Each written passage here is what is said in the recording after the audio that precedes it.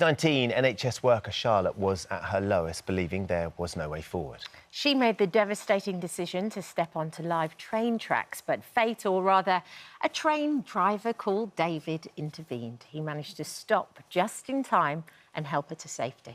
Yeah, what they thought was a one-off encounter turned out to be the start of their love story. And they join us today as husband and wife and parents as well to three gorgeous children. Good morning to both of you. Lovely to see you both. Thank you for joining us. Charlotte, it's an extraordinary story. When you see it written down, it's like a movie script. Absolutely. But of course, this is the life that the two of you have experienced and lived. Take us back to that day. Yeah. And what was going through your mind when you decided that was it. Absolutely. 5 years ago, 2019, and it was a pretty normal day, really. But I'd got on the train, ready to go to work, and I remember sitting on the train and just getting that overwhelming feeling off, crying. Got off the train to go to work. I was in my uniform. And instead of leaving the station, I just sat on the platform and the conductor asked if I was OK, and I said, yeah, I'm fine. And he said, are you sure? I said, yeah.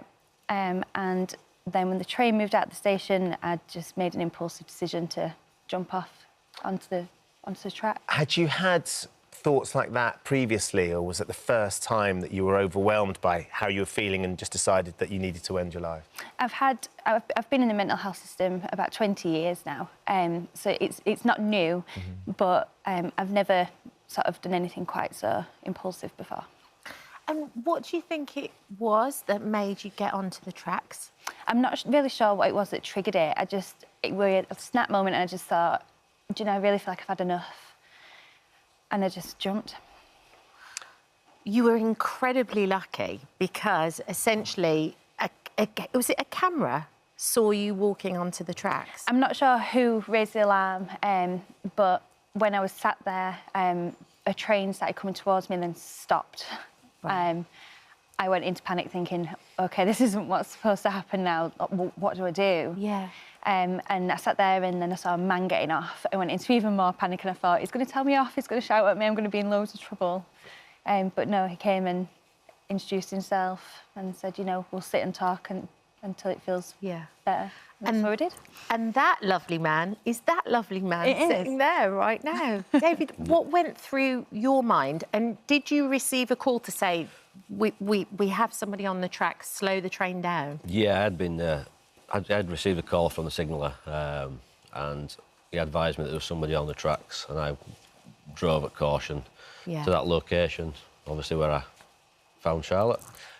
And I mean, tragically, in the past, you've had a couple of people do drastic things in front of your train, and you've never had the chance to sort of stop or talk to them, or... No. And so when you suddenly thought, Charlotte, we didn't know it was Charlotte at the time, but there's somebody very vulnerable. Yeah. What were you thinking? What was your approach in terms of trying to... Because you had no formal training with regards to helping someone else. No, there's no training. I don't think you really need... I don't know, you just need to be yourself, really. It's...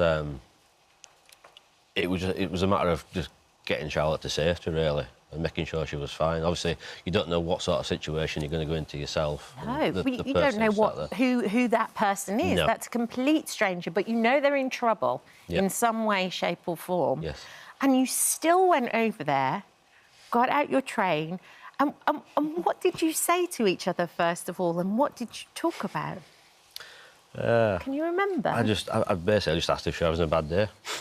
Just to try and break the ice, really. Yeah. And then introduce myself.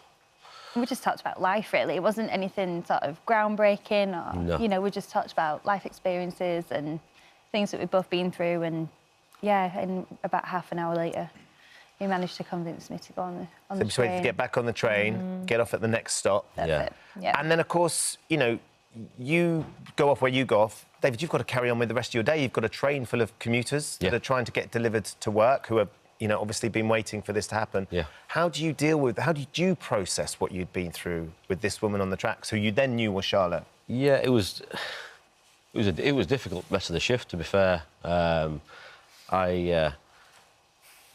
just kept thinking I need to know more about this person, make sure she's fine, really. Obviously, I've had the experiences before and had that chance to find out anything about the person or help that person, and to be able to help somebody, it's just a nice thing to do. And then, Charlotte, you kind of felt the same. Like, later on, you were like, I actually need to speak to this chap again and say thank you for helping me and thank you for understanding. Yeah, he was so kind with me, and he really treated me just like I was a human. And I wanted to, I suppose, I didn't know that David had the fatalities before, and I wanted to, like, apologise for putting him in that position, but also thank him for being so good with me. So, yeah, I went on a mission to find him. So you found each other via a Facebook page, by a colleague. Yep. They tracked you down. What's that moment like when you suddenly make contact with Dave? Terrifying. I typed out a message and it took me about 45 minutes to keep, like, deleting and rewriting. And then, yeah, I just thanked him for being so incredible with me and got a message back saying, you know, I know we've only, like, met yesterday, but if you ever need anybody to talk to, like, I'll always be there. And what was that moment for you, like, Dave, when that text message came through? It was a relief to find out that she was fine, yeah. Yeah, it was just, yeah. And so then what happened next? So it was a gradual thing, and then you started texting each other day after day. The texts got more frequent. And then who made the first proposal of meeting up? Probably me. I can't remember, but probably me. me. It was, And what happened? Tell me. I'd wanted to meet him for ages, and I just hadn't had, like, the nerve. But we went, we got a coffee, and yeah, we just caught back up, and the rest was literally history. We were inseparable after. And at what point, Dave, did you sort of think this has gone from just being a friendship and a concern for someone to being something a bit more romantic, and actually you're not just wanting to know about her well-being, you're actually falling in love with her? I can't really remember. It just all escalated, didn't it? It did. Yeah, there wasn't a specific point, really. It was it just happened. So who asked he to marry them? How did you do it? Where did you get married? Come on, I want to know all the details. Dave asked me, do you know, yeah, we decided to go for a late night coffee in Leeds. Yeah. And went ring shopping, found the one and had it in my size. So we took it away with us. We said, let's go get a coffee, and he proposed under the huge Christmas tree in Leeds City Centre. So it was nice. So Christmas is always very special for you because, of course, it's about that day. 19th of December, wasn't it? Yeah. And now you've got a gorgeous family as well. We have. And I wonder, Charlotte, what you would say, and equally, Dave, what you would say to people who found themselves in a scenario where they are overwhelmed with what is going on in their lives and they feel like they have no choice and no options. Yeah, I would say life can and does get better, and you just have to be here to see that. If you take your life, you're not going to ever know if it'd get better. No. And there's all the support lines out there, you know, there's help available. And I'd just say just reach into people. I know I've found it really difficult in times where I've been at that point to sort of reach out because you're exhausted. You are absolutely exhausted. And I know I haven't been able to reach out. And I know there's people I can reach out to, but I don't feel like I can. So I feel like my message would be reach in. So reach into people that you care about, the loud people, the quiet people, the colleague that don't look quite right today.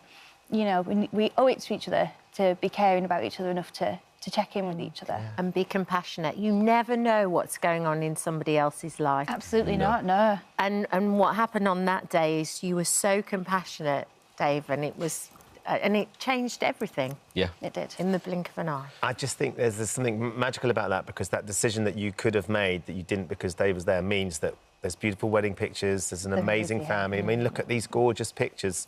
And this is something that might not have happened had Dave not been able to, you know, adjust in that moment to what was going on and the support that you had around you as well. It was brilliant, but it just goes to show, you know, you don't need any kind of specialist training to do this and to bring people out of crisis. It's just a simple conversation, and it were enough just to break it in that moment for me.